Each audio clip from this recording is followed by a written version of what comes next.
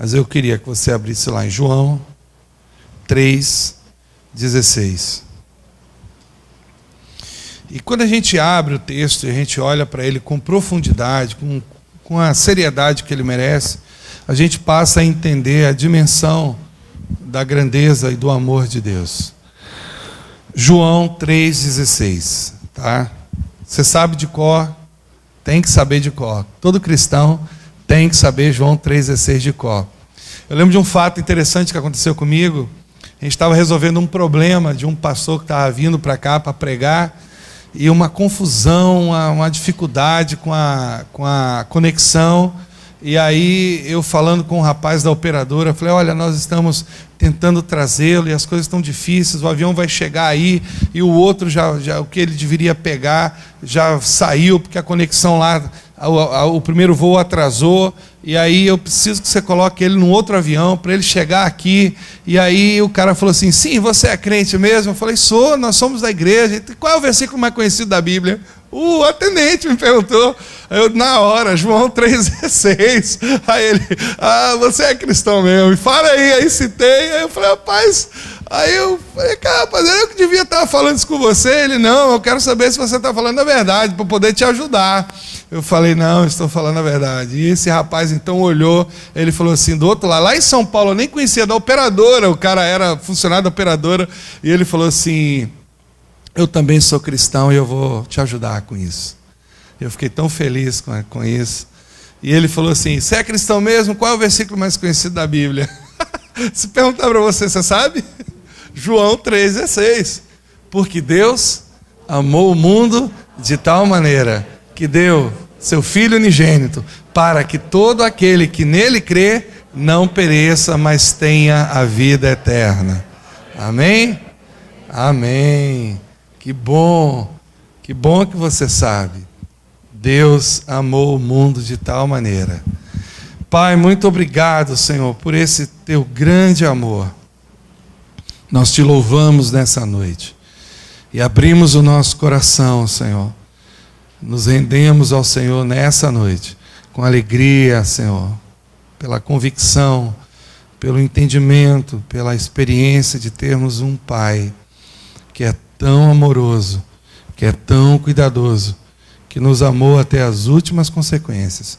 E hoje à noite, nós queremos, ó Deus, ouvir a sua palavra de uma forma muito clara ao nosso coração. Em nome de Jesus. Porque Deus amou o mundo de tal maneira que deu. Deus amou, por isso Ele deu seu Filho unigênito. Eu fico pensando, às vezes, nesse amor indescritível de Deus por nós, que a Bíblia tenta, gente, ela tenta, mas ela não encontra as palavras para descrever esse amor de Deus por nós. A Bíblia tentou, de todas as formas, encontrar uma palavra que pudesse expressar, mas ela não conseguiu. Ela tentou, mas ela não conseguiu. Ela buscou ali, de todas as formas, mas a Bíblia não consegue uma palavra para descrever, para qualificar esse amor de Deus por nós. E eu pergunto a você e a você que está em casa nessa noite, que amor é esse? Que amor é esse? Que paixão é essa? Que sentimento é esse? Tão profundo, sabe? Tão grande no coração de Deus, por nós, por mim, por você, que levou o Senhor a tomar uma atitude tão radical como essa. Você já pensou sobre isso? Eu estava na sala de cirurgia, quando Viviane estava para ter Fernanda, e eu pedi ao médico, eu quero filmar o parto. O médico, tudo bem, eu nunca tive problema com esse negócio de ver sangue e tal. Tem gente que se vê uma gota de sangue, cai do lado, né? É o bebê nascendo do outro e ele caindo do outro. O próprio médico lá falou, olha, a gente tem dificuldade de liberar porque a pessoa vai ver, de repente vê sangue, aí cai, já teve gente que já caiu em cima dos instrumentos, aí contaminou tudo. Você não vai cair não, né? Eu disse, não, estou tranquilo. Aí eu fui assistir o parto, e naquele momento que eu fui filmar o parto, eu tive uma experiência, sabe, aquela coisa gloriosa, maravilhosa. Quando eu vi a minha filha saindo de dentro da barriga de Viviane, aquele momento me bateu um temor tão grande a respeito das coisas de Deus, que eu fiquei pensando, naquele momento, o seguinte: essa criaturinha, esse serzinho aí que acabou de nascer, que acabou de vir ao mundo, que eu não tenho muito relacionamento com ele ainda, ou com ela, no caso era a Fernanda, que acabou de chegar, essa pequena criança, eu já teria coragem de dar a minha vida por ela. Se tivesse que dar a minha vida por ela, eu já teria coragem, naquele momento ali, naquela pequena criança que eu nem conhecia direito, que eu nem tinha visto o rosto direito, mas eu já teria coragem de dar a minha vida por ela. E eu pude entender com mais profundidade o amor de Deus por mim naquele momento. Eu estava achando que eu ia ter uma experiência de ver o parto da minha mulher, mas na verdade, no fundo, eu tive uma experiência com Deus de entender pela primeira vez, com profundidade, a grandeza do amor de Deus por mim. E Deus, Ele nos amou tanto, que Ele deu o seu bem maior, o seu Filho amado. Deus nos amou de uma forma tão indescritível, como eu falei no início, que Ele pegou o que Ele tinha de melhor, de mais importante para Ele, e Ele então deu. Não é à toa que os aspectos mais comuns nesse período de Natal são a generosidade e a confraternização. Você já notou? Há algo mágico nesse período. Há algo sobrenatural nesse período, sim. Há algo especial nesse período. As pessoas, elas se preocupam mais umas com as outras, elas distribuem alimentos aos necessitados, elas visitam os orfanatos, as pessoas se tornam mais gentis e dão até presentes umas às outras. Isso não é algo só comercial, como as pessoas, não gosto do Natal porque o Natal se tornou um período muito comercial. Sim, é verdade. O apelo comercial, o comércio, explora, é verdade esse momento. Mas essas questões não são questões comerciais. Há algo de Deus, sim, no Natal, porque é nesse período que as pessoas se tornam mais abertas às outras. É nesse período que as pessoas se tornam mais sensíveis às necessidades das outras. É, sim, nesse período que as pessoas abaixam as suas guardas, né? Elas abaixam as suas defesas e elas se tornam mais preocupadas umas com as outras. O Natal tem sim um momento, tem sim essa graça, tem sim esse poder de repente, nos fazer olhar para outra pessoa, sabe, amados? Com um olhar de misericórdia, com um olhar de atenção, com um olhar de cuidado. O Natal tem esse poder, sim. E são atitudes como essas que são muito próprias do nosso Pai Celestial. E atitudes que acabam fazendo parte da nossa vida por conta desse espírito natalino que flui nesse tempo. O Natal é uma data singular que aponta para um mover especial de Deus na terra.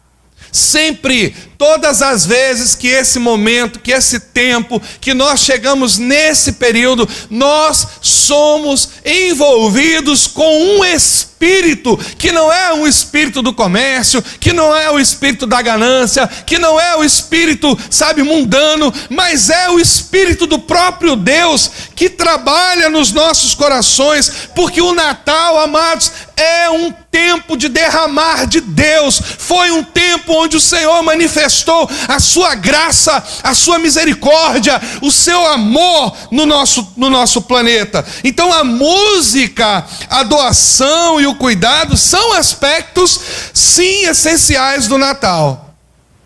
Nunca houve um tempo tão propício à música como o Natal. Perceba isso. A música combina com o Natal, mas também a doação e o cuidado.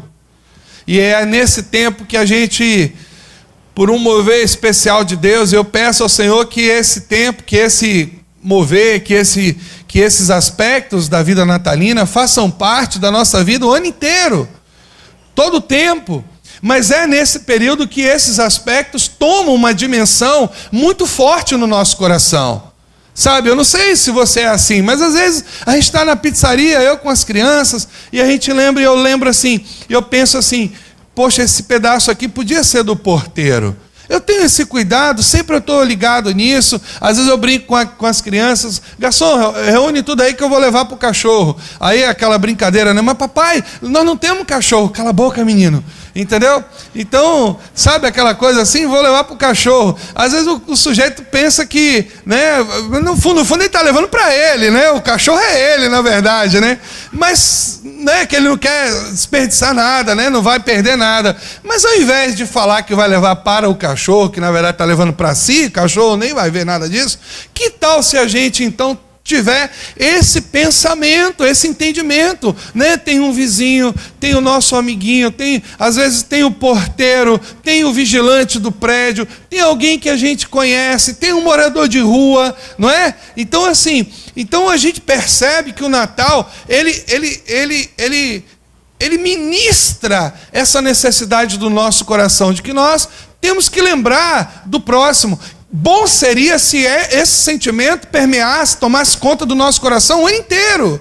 Se o ano inteiro a gente pensasse no próximo, se o ano inteiro a gente pensasse, né, em dividir, em compartilhar, em repartir, em doar, em dar, em suprir, em abençoar, o ano inteiro a gente pensasse nisso. Mas, de fato, esse período Natal é sim um período especial, onde há um mover de Deus, um mover sobrenatural de Deus, onde nós nos tornamos mais sensível ao próximo, porque esse tempo foi o tempo onde Deus se tornou sensível a nós. Quer ver um exemplo disso? Eu vou ler para vocês. Até pedi para vocês abrirem, mas eu vou ler.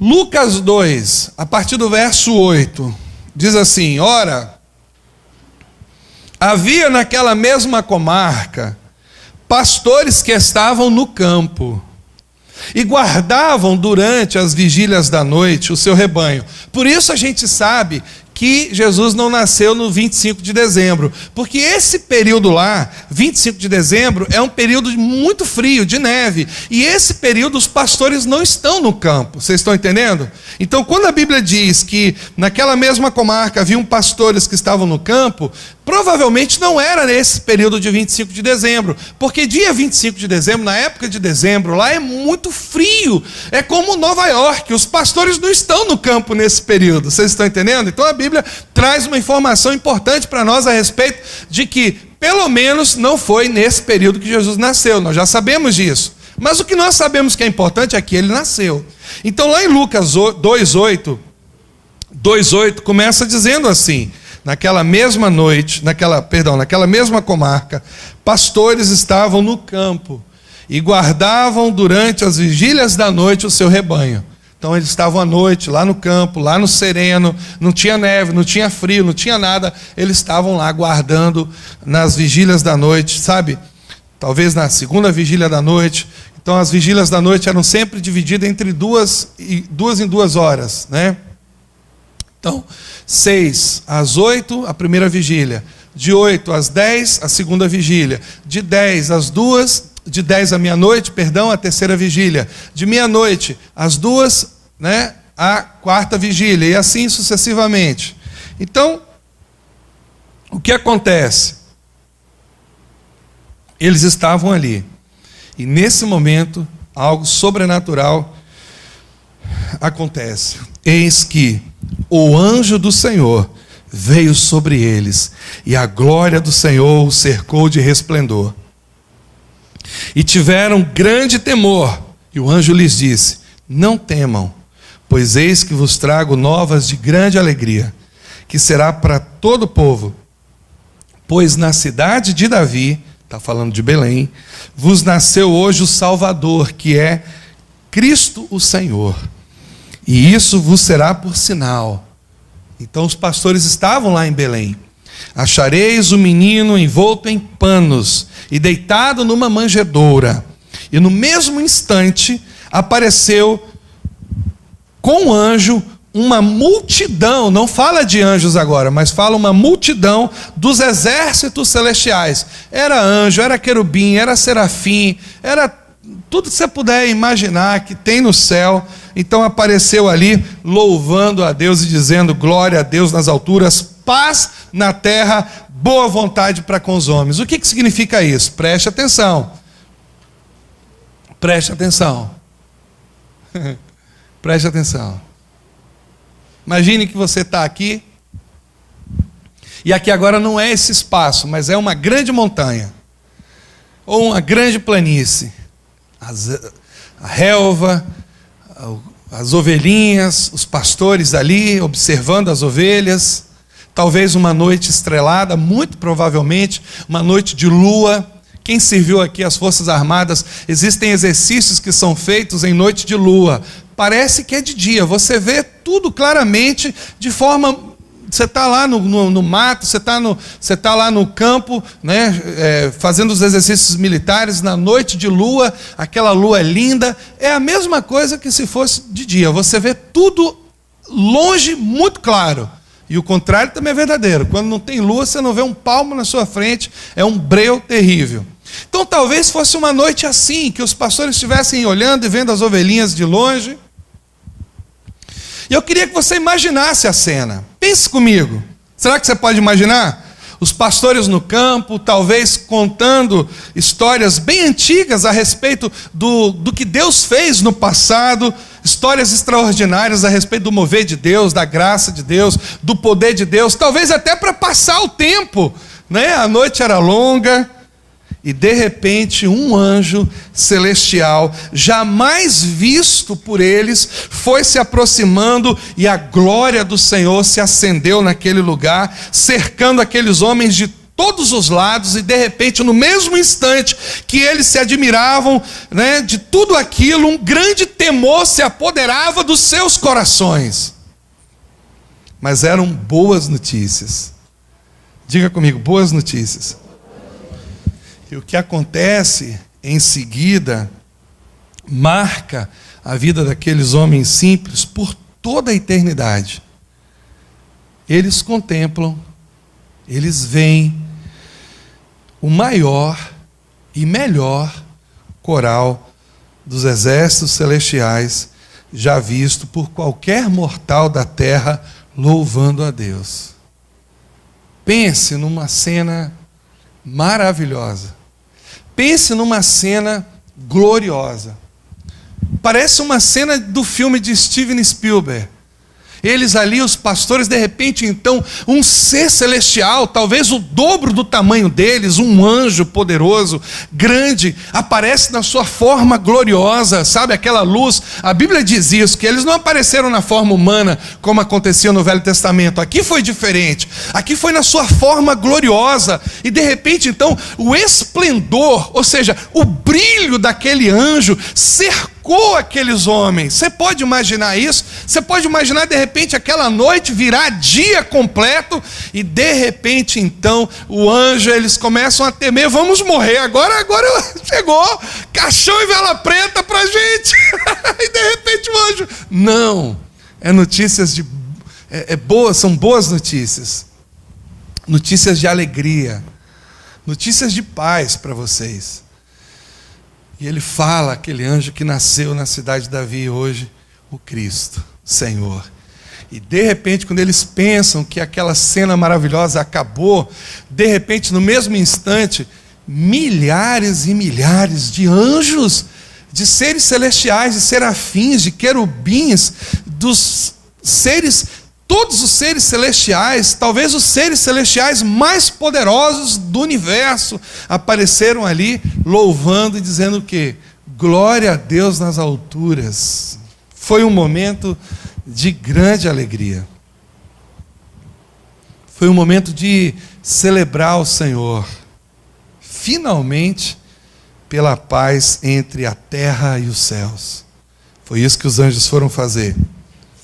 Todo louvor a Deus, porque o Senhor havia mostrado a sua boa vontade, a sua benevolência, a sua graça para com os homens.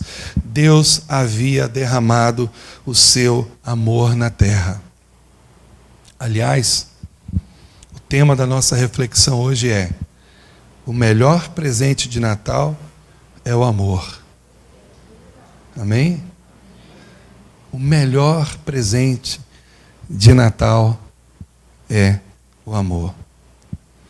Por isso que eu comecei essa palavra, essa ministração de à noite, falando sobre o amor que Deus teve por nós.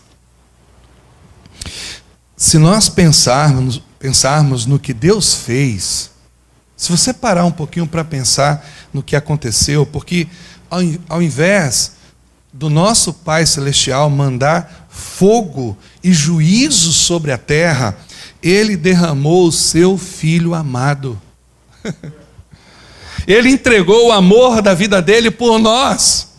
O Natal não é outra coisa senão uma linda fotografia da bondade de Deus, da graça de Deus, do amor de Deus.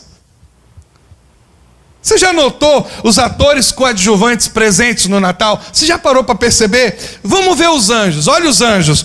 Os anjos, bem como os seres celestiais, eles preparam a melhor e a mais linda canção. Os anjos disseram assim: a música pode deixar com a gente, a música é com a gente.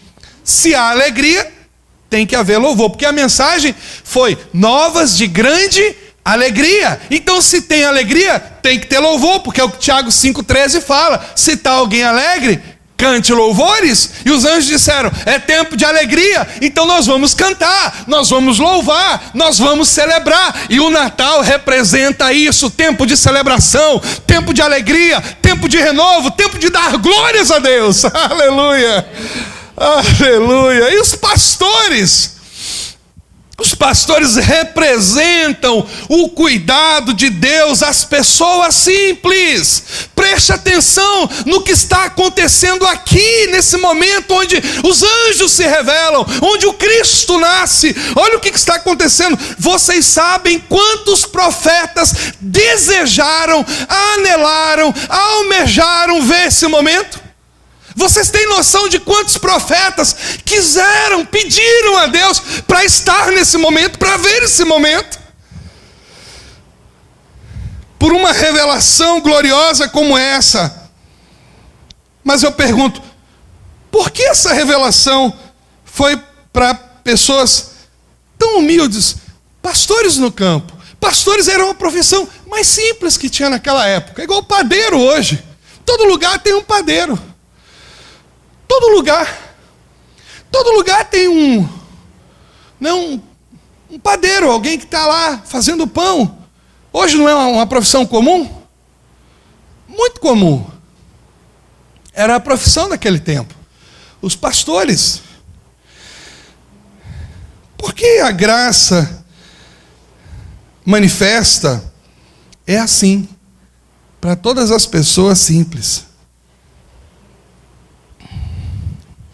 Os profetas desejaram, mas a revelação veio para pessoas simples, como eu e você. E a manjedoura? Já parou para pensar na manjedoura? Vamos pensar um pouquinho. A manjedoura é uma contradição, gente. É uma contradição. Deus não poderia ter pensado num momento melhor para Jesus? Vamos pensar nós aqui de forma humana, vamos descer um pouquinho aqui. Vamos pensar de forma humana.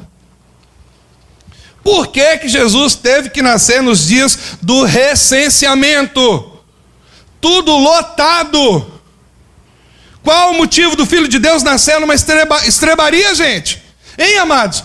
Qual o motivo do Filho de Deus nascer numa estrebaria? Descuido de Deus? Será que Deus não teve um momento melhor para Jesus nascer? Será que Deus não pensou assim, não? Vai ter recenseamento nesse período, eu vou engravidar Maria 2 meses depois, ou 2 meses antes, né? O nosso Pai Celestial, por meio do Espírito Santo, fizeram lá uma reunião, disseram assim: Senhor, o Senhor conhece todas as coisas, o Senhor é onisciente, sabe dos tempos, do passado, do presente e do futuro.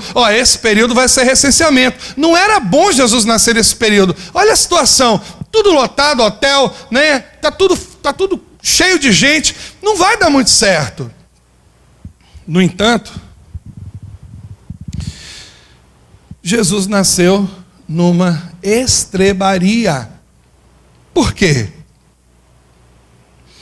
Hoje, quando você e eu, a gente vê os presépios de Natal, tão bonitinhos ali, o cabritinho, a vaquinha, o menininho na manjedoura, o feno todo arrumadinho, todo organizadinho, não é assim? Dá vontade até de levar para casa. Poxa, eu queria ter um presépio desse lá em casa. Tá tão bonito, né? Aquele papel de pedra assim, né? E ali é tudo iluminado, e a manjedoura, a luz bem em cima da manjedoura assim, como se fosse uma coisa bem celestial, né? Não é assim, não é bonitinho? Tudo arrumadinho. Só que não foi assim, a realidade não foi essa. Qual foi a realidade? Sujeira para todo lado. Você já entrou no curral? Você já entrou no curral? Sujeira para todo lado, bicho para todo lado, escuro, cheio de detritos de animais. Estou falando de cocôzinho mesmo. Era um lugar fétido, sujo, uma bagunça. Por quê? Porque era bem assim que nós estávamos como indivíduos perante Deus. Jesus nasceu numa estrebaria porque a mensagem que o Natal quer nos trazer, quer nos passar, é que Ele veio ao lugar certo para arrumar a bagunça que o pecado havia feito em nosso coração. A estrebaria é uma representação espiritual de como nós estávamos perante o Senhor. A estrebaria é uma representação de como estava o nosso coração perante Deus. Uma bagunça, uma sujeira tremenda. Então Jesus veio nascer exatamente na estrebaria, no lugar certo. E Romanos 5:8 diz assim: porque Deus prova o seu amor para conosco, em que Cristo morreu por nós, sendo nós ainda... A manjedoura não era o local apropriado para um filho de um rei, era? Mas foi exatamente ali que ele nasceu. Porque, no fundo, o Senhor Jesus quer mesmo nascer na manjedoura do seu coração. Talvez você esteja em casa assistindo essa ministração e pensando assim: minha vida está uma bagunça. Pastor, está tudo errado na minha vida, o senhor está falando aí que o Natal é um momento tão bonito, tão bacana, mas a minha vida está uma sujeira só, eu estou vivendo no pecado, fazendo tudo errado, traindo a minha mulher, ou traindo o meu marido, ou enganando as pessoas, sabe, fazendo coisas feias, horríveis. Pastor, tem solução para mim? Tem, porque Jesus nasceu exatamente num lugar sujo, fedorento, nojento, num lugar que não era próprio para Ele. Ele quer nascer no seu coração também hoje. E Ele quer nascer no nosso coração também. Quanto mais bagunçado está o seu coração, mais ele fica parecido com a estrebaria. Mais ele se identifica com o propósito do nascimento de Jesus. A Bíblia diz que Jesus não veio para os sãos, mas veio para o médico não veio para os bonzinhos, para os que estão com a vida toda ajeitadinha. Veio para você, meu irmão. Veio para você, meu querido, que está em casa talvez pensando: minha vida está tudo errado. Veio para você, veio para mim, veio para nós. o melhor presente do Natal é o amor. E Ele deu o seu Filho amado, porque Ele amou a mim e a você quando nós ainda éramos pecadores. Vamos orar? Fica de pé. Vamos orar.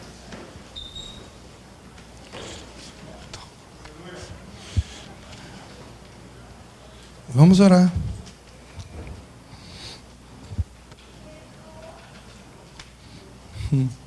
Natal, Natal, Natal, Natal, Natal. Vamos orar. É Natal, queridos. É tempo de reconciliação. É tempo de restauração. É tempo de alegria. É tempo de manifestação da presença de Deus. Na sua vida, na sua família. Tem tanta coisa que Deus quer consertar. E para que tudo isso aconteça, para que algo novo comece na sua vida, é necessário que Jesus nasça dentro do seu coração. Amém? Vamos orar. Feche os teus olhos.